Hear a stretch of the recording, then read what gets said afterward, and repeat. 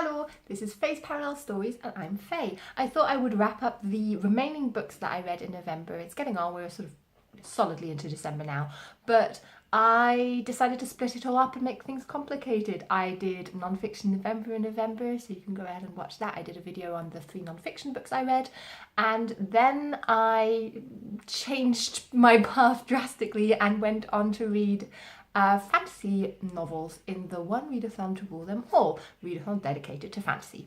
But today I have the 5 remaining novels that I read in November that didn't really fit into any of those, and I'll just start off with the first 2 I read.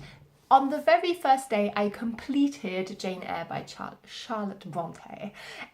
This bled over into November from October in which I wanted to read more Victorian books. This, of course, is the unbelievably famous, one could claim, love story between Jane and Rochester, but I thought this was much more an exploration of sort of morals versus going with your heart, and interestingly, going with your heart actually not always being what is best for you.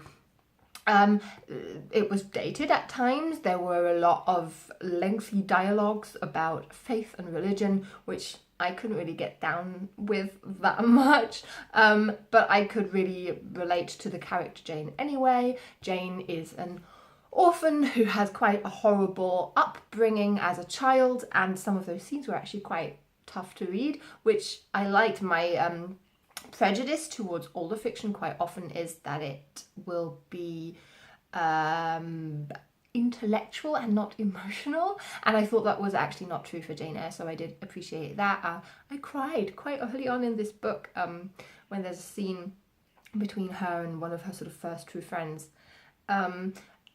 And overall I gave Jane Eyre 4 out of 5 stars. I can't believe it took me this long to read. I had this borrowed from my mum, and I'd recommend it. Wasn't blown away, must admit, but like a really good Victorian novel.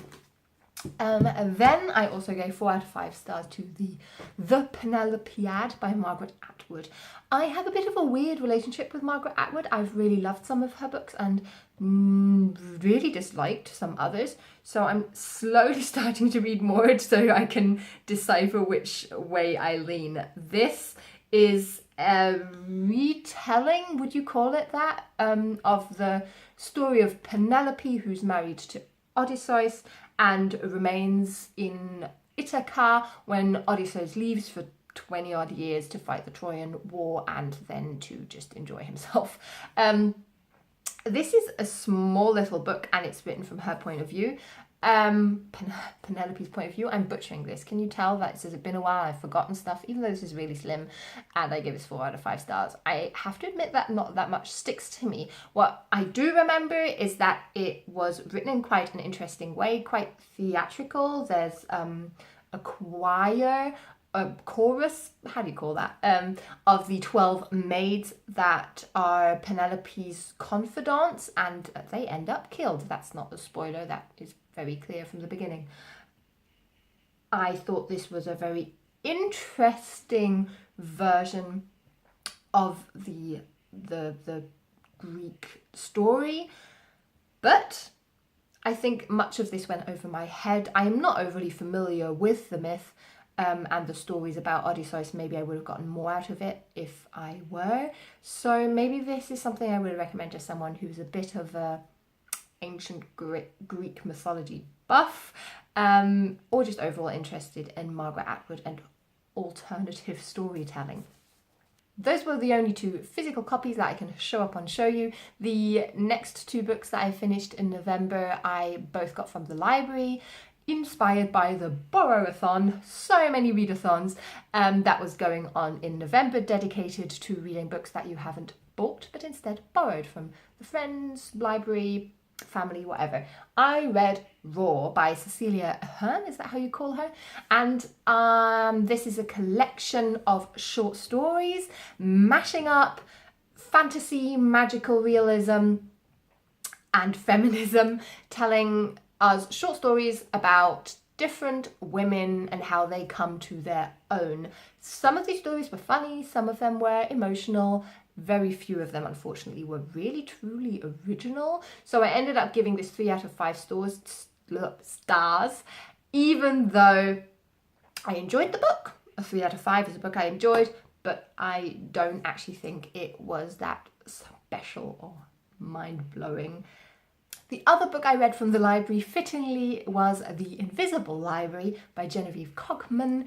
This is the first book in a series which a friend of mine has read all the way up to the most recent, and she spoiled me a little bit because I told her I wasn't going to read on.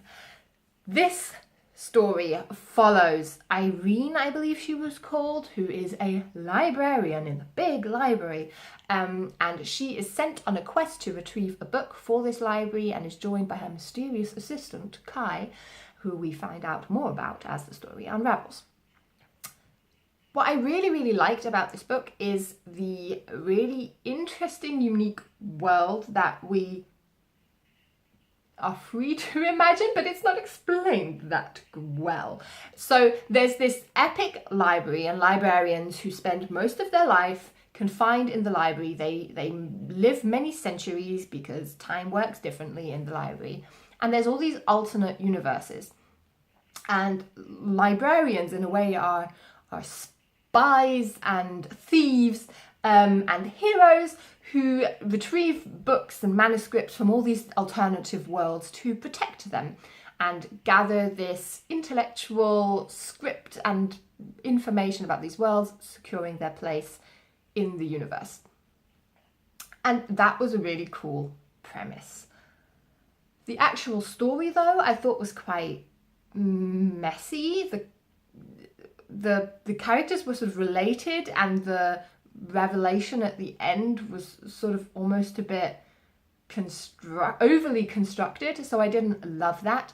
And the suggestion of a love story, I really wasn't down with. Said friend who spoiled me a little, also talking about the love story didn't make me want to read unnecessarily. So even though it had quite a cool story and a great promising world, I didn't love the execution. And then finally, another book that I gave 3 out of 5 stars was The Proposal by Jasmine Guillory. I hope that's how you pronounce her. This is the second book in a sort of loose series, the first being The Wedding Date, which I also read and really enjoyed. The Proposal follows Nick, I believe the main protagonist is called, and she is proposed to in a very public way in a stadium whilst there's baseball, football, something game going on. I'm not a sports buff. She's proposed to by her conceited, sleazy, dim actor boyfriend after they've only been dating for a few months, and she naturally turns him down, turning all the scorn of the collected stadium onto her.